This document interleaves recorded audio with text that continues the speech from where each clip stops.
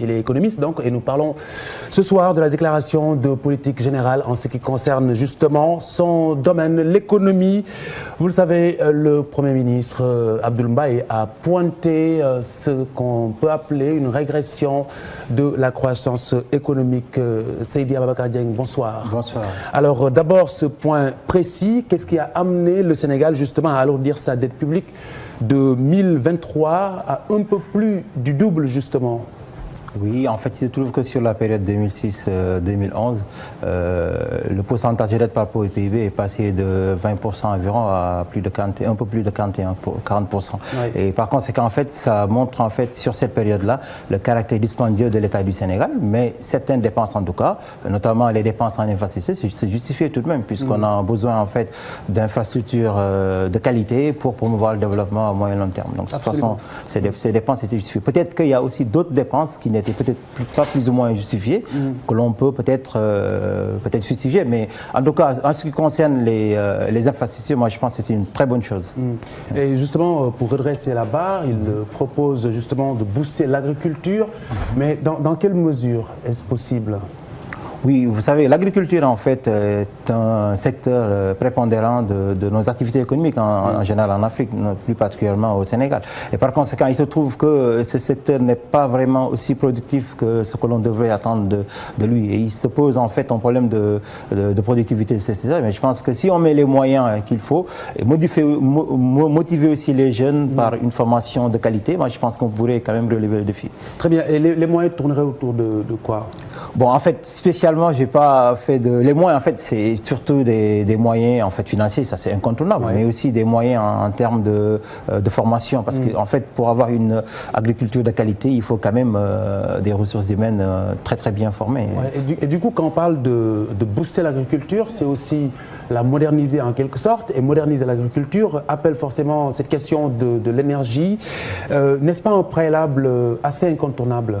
Oui, évidemment, puisqu'en effet, comme nos économies s'appuient davantage sur l'appui, alors que comme tout le monde le sait, c'est relativement erratique, quoi. Ça fluctue en fait d'une saison à l'autre, donc on ne peut quand même tout de même pas se baser sur cette fluctuation pour promouvoir notre développement. Donc il va falloir trouver d'autres moyens beaucoup plus adéquats. Et pour ce faire, donc notamment l'irrigation, etc., d'autres formes d'agriculture, donc nécessaire en fait, impose naturellement le recours de manière intense quand même à l'énergie. Et plus précisément la modernisation justement de ce secteur.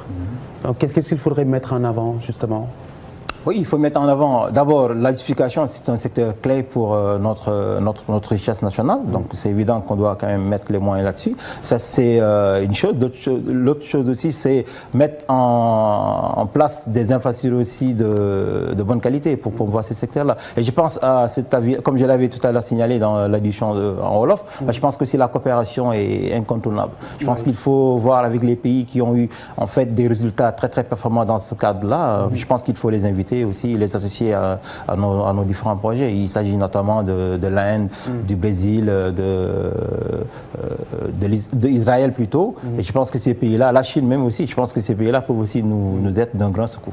Alors si on a bien écouté le Premier ministre lors de cette déclaration de politique générale, il a dressé un tableau assez sombre en tout cas au plan économique justement de ce régime qui a chuté et qu'ils ont remplacé. Et aujourd'hui, par exemple, on parle de l'agriculture. Vous, en tant qu'économiste, quel autre domaine voyez-vous qui puisse justement apporter quelque chose ?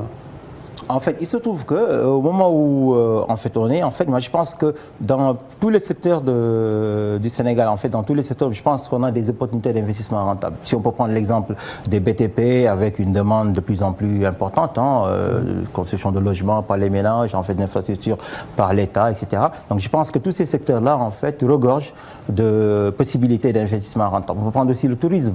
Notamment, je pense, si on améliore, et je pense que ça a été déjà entrepris, il faut le dire aussi, peut-être que ce n'est pas encore à terme, mais je pense que si on joue sur le côté formation, en fait, amélioration de l'information, parce qu'on a d'énormes potentialités touristiques. Hein. Je peux parler de tourisme, en fait, pêche sportive, etc., balnéaire. Je pense qu'on a vraiment beaucoup d'atouts à mettre sur la table pour vraiment inciter à la fois les investisseurs nationaux que les investisseurs étrangers à venir s'investir chez nous dans le domaine du tourisme, par exemple. Alors, Abdoul Mbaye a adressé donc le contenu de son programme, son projet de développement.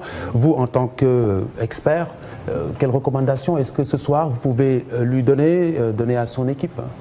Bon, moi, je pense que, par modestie, je ne peux pas, mais je sais qu'en fait, j'espère qu'il est bien entouré, j'imagine, donc il y a des gens qui le conseillent, mais je pense que, moi, ce que je suis, en fait, là, je parle comme un Sénégalais lambda, ce qu'on attend vraiment, c'est qu'on mette en œuvre concrètement ces mesures-là. Voilà, ça, c'est le Sénégalais. Après, le spécialiste, qu'est-ce qu'il dit au Premier ministre et à son équipe? Quelles sont les priorités et par quel bout prendre la chose?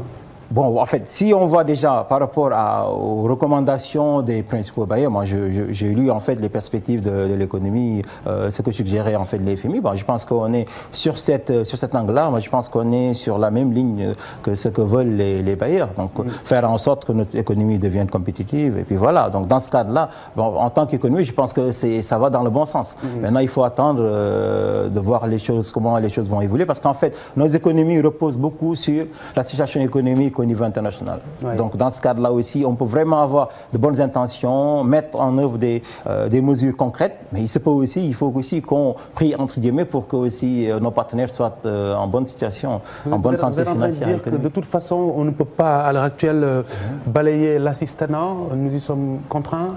Si, je pense, oui, parce qu'en fait, si on met en place... Oui, nous y sommes contraints? Pour le moment, oui.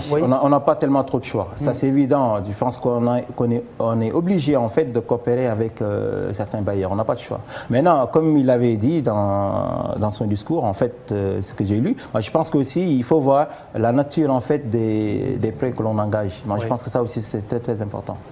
Seydi Ababacar Dieng, économiste. Mesdames, Messieurs, merci de nous avoir suivis. Excellente soirée. Bonsoir.